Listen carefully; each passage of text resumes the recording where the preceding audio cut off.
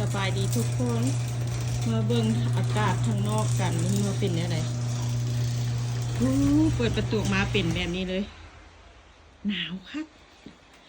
หิมะตกหลายอากาศข้างนอกคือหนาวแหงควันออกปากเลยตอนนี้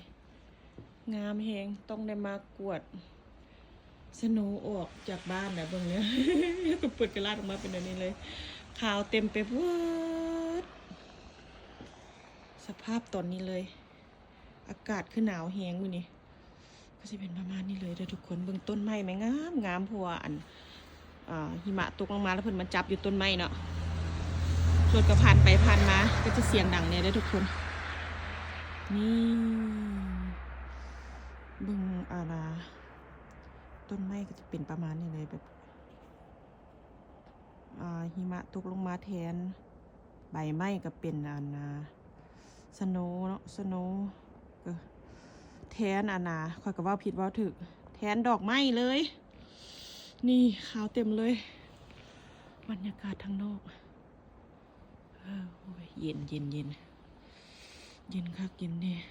อุ้ยโอเคแล้วทุกคนวิดีโอนี้ก็สิขอลาไปเพียงเท่านี้บ๊ายบายขอบใจทุกๆคนที่เข้ามาเบิ่งเด้อ